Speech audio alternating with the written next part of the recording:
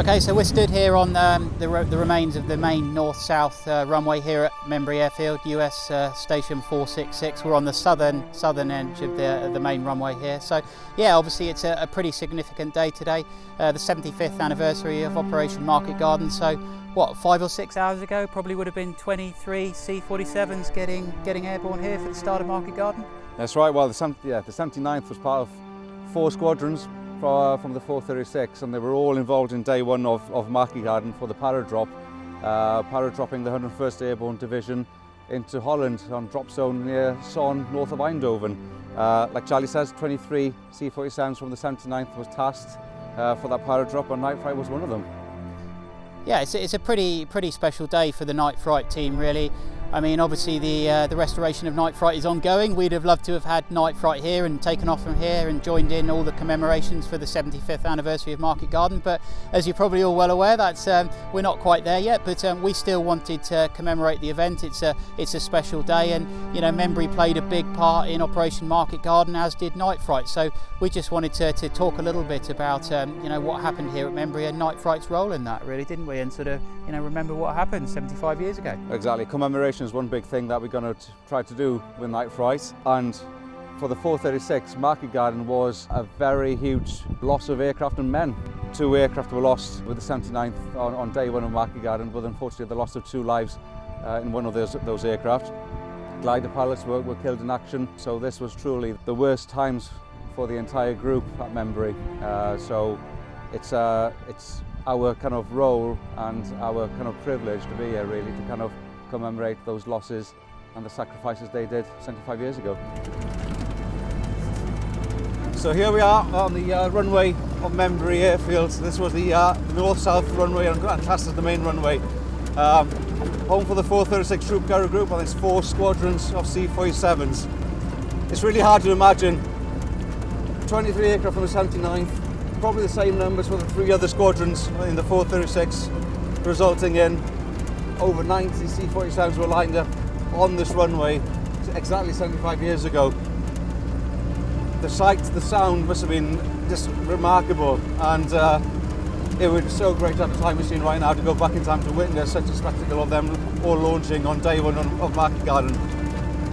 So after D-Day and the successes of D-Day, the group kind of went into a bit of a normality, really, of doing just resupply missions into Normandy, and then outwards towards kind of France, and returning with casualties. Airborne operations were being cancelled quite regularly as Allied forces just overran the drop zones. However, on the Sunday, the 17th, 1944, Operation Market Garden was devised by Monty as a means of leapfrogging into Germany by capturing key bridges and then crossing into the Rhine itself and into Germany, which was going to be classed as his grand scheme of ending the war by Christmas 44. So day 1 involved the paradrop into Holland itself, into a drop zone at Son, north of Eindhoven. The 101st Airborne were up for it, and the 506 Parachute Infantry Battalion flew out of Membury. With weather pretty much similar to what we have today, 75 years later, it was a really good drop for the 101st, a really successful drop for the 436. However, with clear skies, that resulted in the German anti-aircraft batteries being able to locate those C-47s from miles away.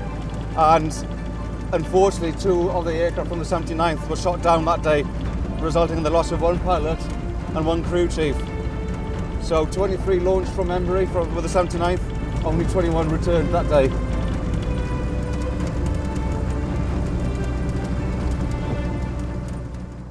So the 17th was kind of deemed a success by everybody. The paratroopers had landed at the right drop zone. The troop carrier groups had done their job. However, every success comes at a cost. For the 79th Troop Carrier Squadron, that resulted in 2 C-47s being shot down with a loss of 1 pilot and 1 crew chief.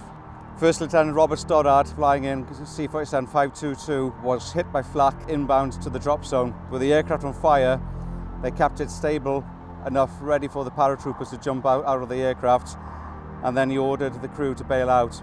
The 3 of the members of the crew, the co-pilot, the crew chief and the radio operator, all jumped out of the aircraft, but by the time that Robert Stoddard himself decided to bail out, it was too late. The aircraft was too low, so he decided to try and glide the aircraft to do a belly landing onto the drop zone. He successfully managed it, but the aircraft caught fire pretty much immediately, and unfortunately he was not able to escape the fireball. and died in the crash. His heroic efforts resulted in him receiving the Distinguished Flying Cross, which is a testament of the flying skill that he performed that day. Unfortunately, the crew chief, Tech Sergeant Even Theed, his parachute failed to deploy properly and he died upon landing. So that was the first losses really for the air crews for the 79th Troop Carrier Squadron, and it was a tough day. Membury Airfield itself, it's now forgotten in time really. There's now businesses using the old buildings, and nobody really knows much about what happened here 75 years ago. However, at the site of the runway itself, which is now Membury Services, there stands a memorial for the crews and the men and the women and the personnel that were here 75 years ago, and that's a great kind of honour that's there really. Not every old airfield has one, so we're pretty honoured to know that Membury is not forgotten.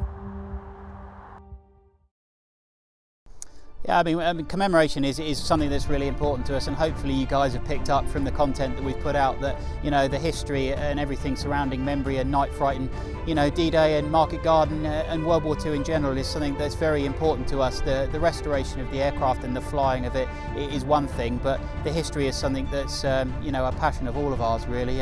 So yeah, hopefully this will give you a little bit of an overview of what happened at Membury and Market Garden.